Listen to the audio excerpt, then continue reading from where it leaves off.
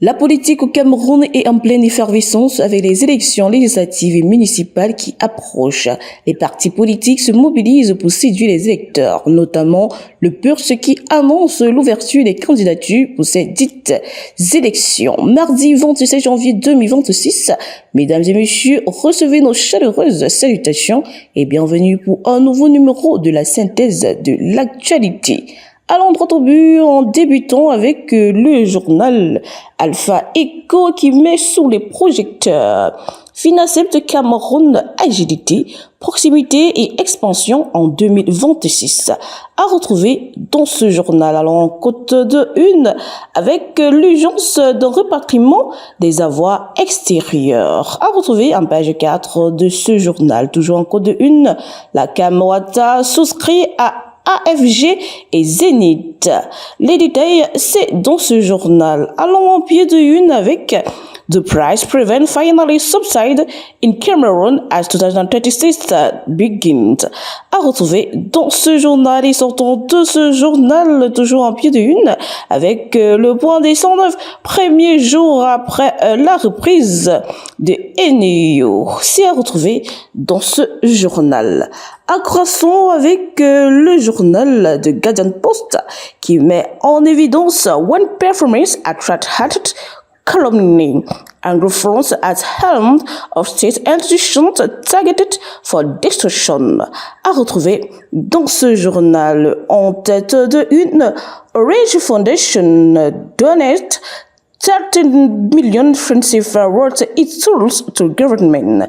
À retrouver dans ce journal. Et sortons de ce journal avec Cameroonian Nelly Baneken appointed ECC as commissioner. C'est à retrouver dans ce journal. Poursuivons avec le journal Un regard sur l'actualité.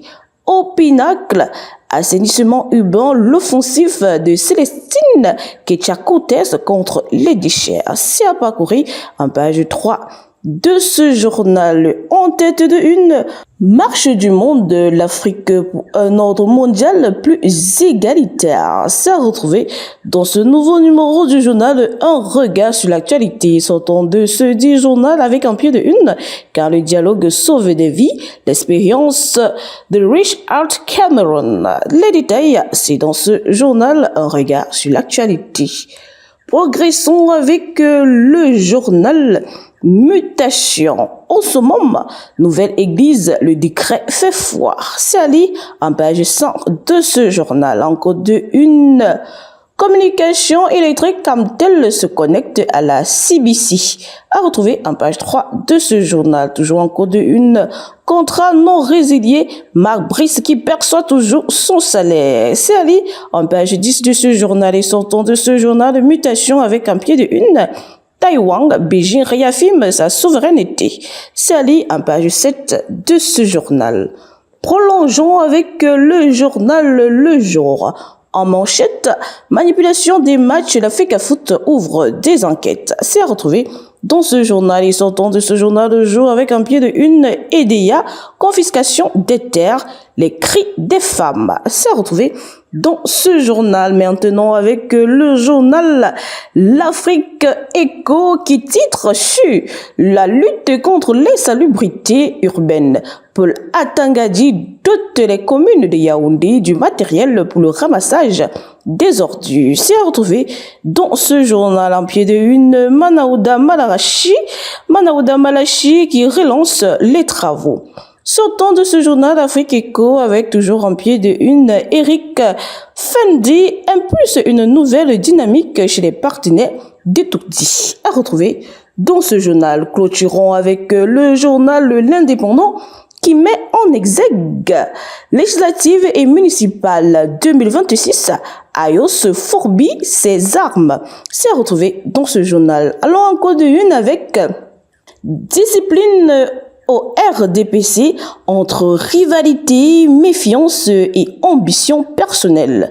Allez de la page 100 à la page 7 de ce journal. Toujours en code de une, trafic de colcave, le Cameroun dans les annales. À retrouver dans ce journal et sortons de ce journal de l'Indépendant et par concomitance de cette revue de l'actualité avec en code de une, Scandale foncier à Olembe et Yebe Haïti piétine la loi. C'est retrouvé en page 2 de ce journal. Parvenu au thème de ce dépouillement de l'actualité, nous vous remercions pour votre attention et votre fidélité qui nous honore et nous grandit chaque jour. Passez une agréable journée sous la protection divine. Votre dévoué, Agnès Chounang.